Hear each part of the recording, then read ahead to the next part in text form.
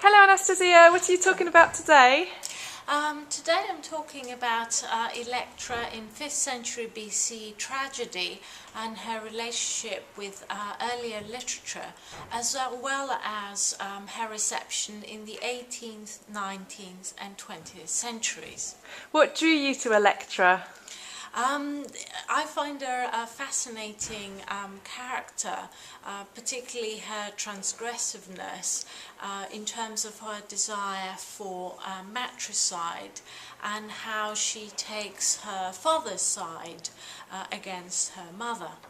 Electra became really enshrined as the mourner par excellence in the Greek tragic corpus. And that is one of the strongest trends in her reception, alongside the depiction of her meeting with her brother at the tomb of Agamemnon. Gradually, however, her desire for revenge, even at the cost of matricide, re-emerged in her receptions after being silenced for centuries. Always mediated, however, by contemporary concerns. The dialogue with the past continues, and Electra's journey is far from over. And what's your favourite ever reception of Electra and why? That's a hard one. It's hard to make a choice, but probably one of my favourites is Bakogianni's 1962 film Electra. Partly because it is a modern Greek reception, so that draws me in particular. He created such an exciting Electra for the cinematic audience, so very much a modern Electra for the 1960s film audiences, and also because he chose Euripides' play, rather an unusual choice, as most artists tended to go for, well, usually Sophocles, some also for Aeschylus, but a lot fewer for Euripides, and Euripides is one of my favourite playwrights, so that's another reason why. Hi Frances, what are you talking about today?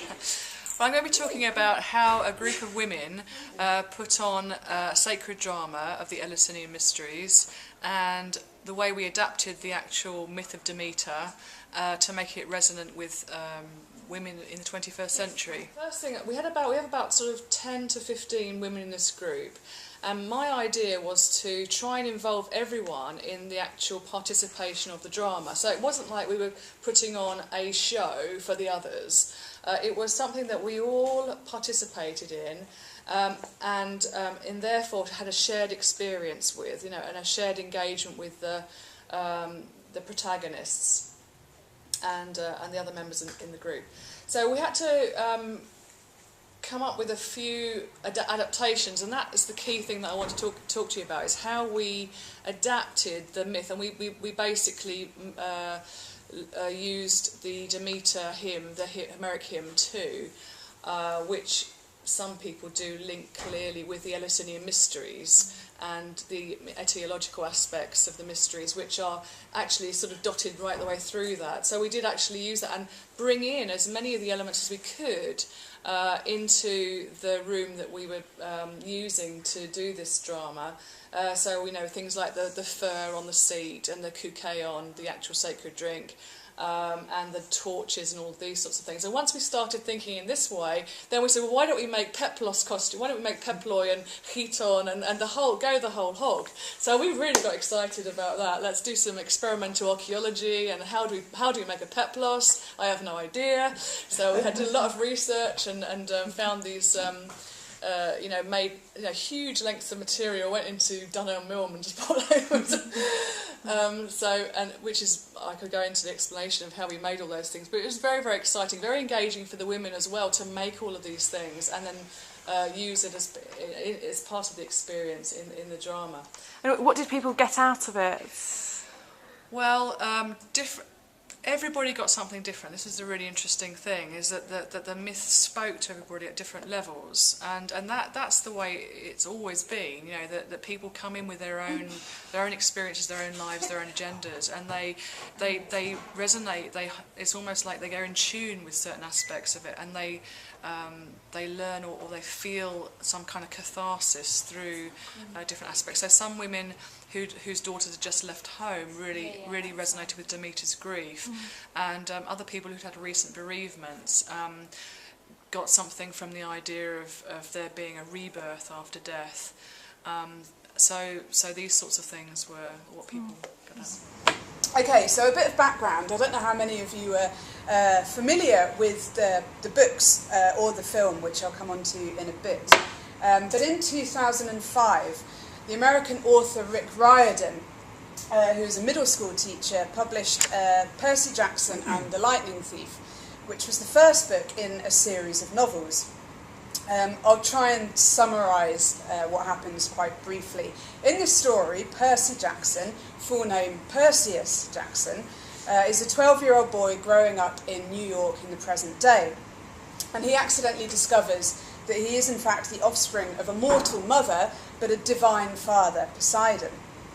For his own protection, he's whisked away to Camp Half-Blood, where he finds a whole host of youngsters just like him. The Olympian gods, we learn, have never gone away, but have spent the past 3,000 years moving around the world, and are currently based in the United States. This is something I'll come back to later. Over these 3,000 years, their dalliances with mortals continue, just as they have always done in the classical tradition, but this is a children's series, and so they're never characterised as rapes or anything dodgy like that. Poseidon and Percy's mother had a very loving but brief relationship. So there are tons of half-blood children the world over, and there have been throughout the centuries. Because they have special powers, they may have become prominent figures in society. So apparently, for example, George Washington was a half-blood, so was Shakespeare, so were various other American presidents and so on. But despite their special powers, or because of their special powers, because of their parentage, they are preyed upon by monsters that still stalk the world, whether minotaurs or furies, or any other monster from mythology you can think of. Still, Riordan is clearly suggesting Perseus as the key mythological parallel or reference point for his Percy, and he underlines this by making Percy's first real adventure the defeat of the Gorgon Medusa, which is of course the episode for which the ancient Perseus is perhaps best known, along with the rescue of Andromeda. And both of these are obviously kind of central events in Clash of the Titans too. Percy's mother, Sally, actually tells him in the second book that she named him Perseus because he was one of the few heroes not to have something terrible befall him in the end. And I guess that kind of makes sense, especially for a children's book. This is an interesting perspective, and one thing that I really want to do with this as I develop this work is to look a bit more into the kind of reception history of Perseus, and just to see whether any of that feeds in any discernible way into the sort of the Rick Riordan version. So you've got another lovely late 19th century picture just to look at as an illustration there. But Daniel Ogden's point is useful when he says, the Perseus myth has everything to offer: a faultless hero, a classic quest structure, gratifying acts of revenge, romance charged with eroticism, compelling folktale motifs, and last but not least, a pair of intriguing and terrible monsters. So I think what this suggests is that Perseus is the kind of hero who has all of these sort of classic story elements. He's reasonably well known to modern audiences, but he's not so well known, and he's importantly not so well known for all the really troubling attributes like excessive anger or slaughter or incest or killing your mother or whatever, that he can't be moulded into new narrative shapes that are suitable, importantly, for young audiences. Hello Tony, have you enjoyed the conference? Absolutely. We've had 3 very interesting papers this morning. I really liked Joe Paul's about Percy Jackson, which made me think about sort of stuff that's relevant to the research I do on science fiction. But I also really liked Francis Eley's paper talk about, you know, actually being a practitioner in reviving myth, because I think that's also something I'm very interested in, hearing that sort of thing. I think it's very important to have that sort of thing in the conference. I'm researching reception of ancient Greek tragedy in England, late 17th, early 18th centuries, and of course with Greek tragedy being based on myth, then what I'm interested in is how different writers treated those myths, particularly literary critics, but also there's about 20 or 30 English dramatists who in the 18th century produced their own versions of these plays, and I want to see how they handle the myths and what they meant to them and how they influence their other works. Okay, despite Burkett's inspiring revolution, comparative caution is had. Open quote. Since the discovery of the Akkadian epics and of Gilgamesh in particular, there has been no shortage of association between motifs in these and the Homeric epics, especially the Odyssey, close quote. But Burkett warns us that, open quote, these myths can be highlighted and used to surprise, but hardly prove anything, close quote. A more recent study by Loudon, Odyssey and the Near East, ought to have taken heed here too, before deducing parallels between biblical texts and our Odyssey. As what Burkett is suggesting is that similar motifs, such as swallowing, regurgitation, a nice post-lunch topic, found in one myth has been readily identified and associated with those found in another. Of course, a test case for this could be the Theogony and Enumera Elige. Further motives could be titans and giants, which may be located in 1 Enoch, Theogony and the Deverni Papyri. But for us, and indeed Burkett too, this is not proof there has been a deliberate point of cultural contact and exchange, especially as each text reflects very separate genres, with 1 Enoch set firmly within the biblical tradition, the Theogony, an epic poem, and the Deverni Papyrus, demonstrative of ritual performance and eschatological framework. But the mention to giants in 1 Enoch, despite Bremer's persuasive paper, Remember the Titans, are not in any way another term for Titan which we find in, say, the Theogony, simply based on the lack of religious orientation of the latter, so evidently present in the former. And as I'll go on to say a little bit later, what I want to do in the book is not to try to cover everything. So I'm thinking of a series of perhaps case studies, focusing on various localities where one can encounter myths. And as Vienna is so rich in terms of its classical collections, its post-classical art, the city is steeped in things mythological, I was thinking about possibly using Vienna as a case study. So what I think is really important to do is integrate a discussion of the theory with the evidence itself. So I've been trying to find ways to, there will in the book be a discrete section on aspects of theory, but I'm also going to start introducing students to the study of theory. I'm going to introduce the students to various interpretations of myth right from the outset. Because I certainly don't want to create any impression that myth and theory are somehow separate entities. Rather, what I want to do is to show how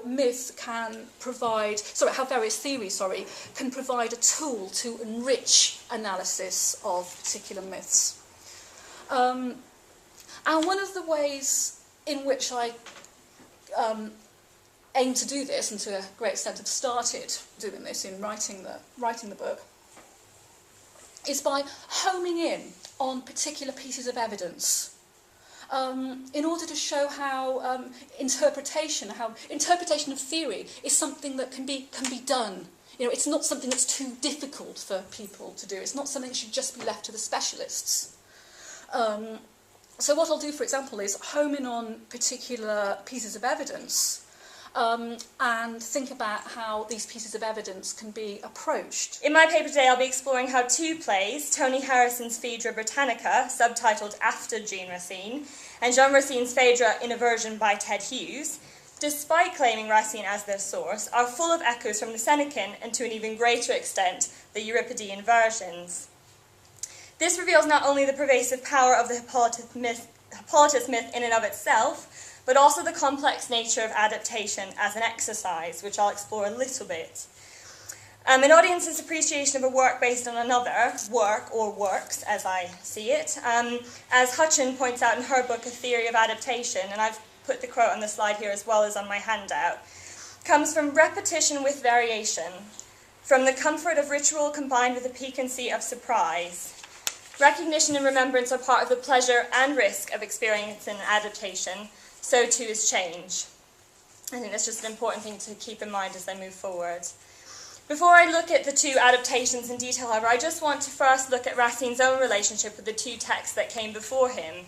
And by looking at how Racine himself interacted with the Greek text in particular, I hope to provide an important context and background for the echoes that appear in the two sort of 20th century versions. So the original title of Racine's play, when it premiered on 1st January 1677, was actually Phaedra et Hippolyte, which in and of itself indicates a Euripidean balance between the two protagonists of the drama. However, Racine amended the title to simply Phaedra in the definitive edition only 10 years later in 1687, revealing his particular interest in the play's heroine. The structure of Racine's play does borrow much from Seneca's similarly named Phaedra, most notably in the following three ways. Phaedra's suicide is moved to the end of the play, making it the climax of the drama, rather than Hippolytus' death and the reconciliation scene between father and son and at the end of the Euripides. The direct divine hand is removed, with the removal of Aphrodite and Artemis as speaking characters, and the motivation for Phaedra's love is thus more complex and varied. And finally, Phaedra and Hippolytus meet on stage in a scene that borrows much from Seneca, in particular the use of Hippolytus' sword or dagger as evidence for the rape accusation that will follow. Hi, I'm Bijan. I'm an OU student doing my PhD. I'm researching Crete in the 5th century. But what's really fascinating for me about the conference today is to be able to explore reception in a very different way from what I understood reception studies to be.